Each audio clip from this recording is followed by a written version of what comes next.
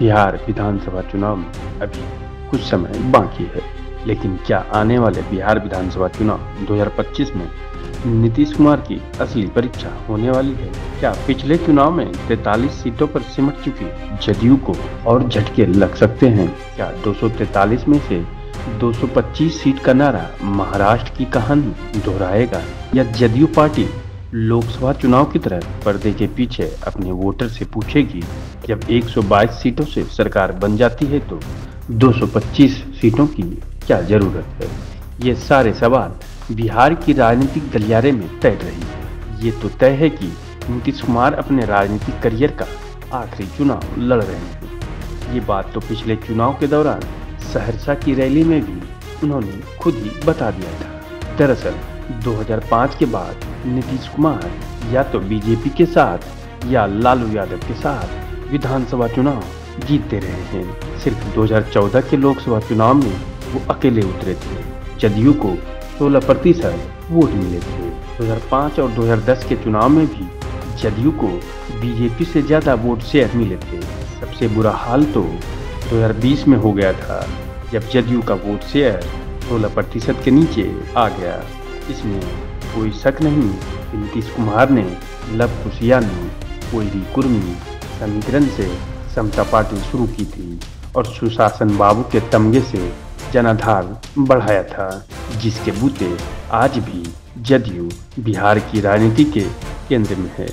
अगर हालिया जाति गणना को देखें तो कोयरी 4.2% और कुर्मी 2.9% की हिस्सेदारी रखते हैं। दोनों को अगर मिला दिया जाए तो लगभग 7%। माना जाता है कि ये वोट बैंक किसी यू टर्न में नहीं चिटकता है और नीतीश कुमार के साथ रहता है। हाल ही में नीतीश कुमार के मंत्रिमंडल में जब भाजपा कोटे से 7 नए मंत्री शामिल किए तो चर्चा शुरू हो गई कि उनकी बुनियाद को ध्वस्त करने की तैयारी हो रही है। बुनियाद से मतलब लव कुश से है। दरअसल बीजेपी ने कुर्मी और कोयरी बिरादरी से मंत्री बना दिए, जिन्हें नीतीश कुमार का कोर वोटर माना जाता है। कृष्ण कुमार उर्फ मंटू पटेल कुर्मी जाति से हैं और नीतीश के घर बिहार शरीफ के बीजेपी विधायक सुनील कुमार कुशवाहा यानी कोयरी जाति से हैं। मंटू पटेल ने तो हाल ही में नीतीश कुमार के इतिहास को भी दोहराया था। उन्होंने पटना में कुर्मी चेतना रैली की। इससे 1994 का वो मंजर याद आता है जब कुर्मी चेतना रैली के मन से नीतीश कुमार की नसों में लालू को उखाड़ फेंकने का जज्बा भरा था।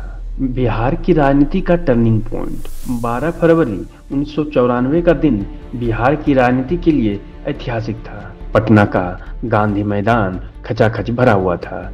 यह भीड़ किसी सामान्य रैली की नहीं थी, बल्कि यह लालू यादव के प्रभुत्व को खुली चुनौती थी। 1 साल पहले लालू यादव की गरीब रैला का रिकॉर्ड बनाने वाली भीड़ को यह इकट्ठा हुआ जनसैलाब पीछे छोड़ने वाला था। इस रैली के केंद्र में थे नीतीश कुमार, जो धीरे धीरे बिहार में लालू विरोधी राजनीति का सबसे बड़ा चेहरा बन रहे थे। अब आगे बीजेपी जदयू में कौन छोटा भाई और कौन बड़ा भाई होगा, ये चुनाव के बाद जनता तय करेगी। जिस तरह से बीजेपी चाल चल रही है, इससे तो ऐसा लगता है जैसे जदयू के कोर वोटर को साधने की कोशिश किया जा रहा है। आज के अंक में बस इतना ही। अगले अंक में कोई और राजनीतिक खबरों के बारे में बताएंगे। आपको वीडियो कैसा लगा कमेंट करके जरूर बताएं। वीडियो अच्छा लगा हो तो लाइक और शेयर जरूर करें। और अगर आपने अभी तक समाचार फॉर पीपल लिंक को सब्सक्राइब नहीं किया है तो सब्सक्राइब कर लें। बिहार की राजनीतिक खबरों का नोटिफिकेशन सबसे पहले आप तक पहुंचती रहे।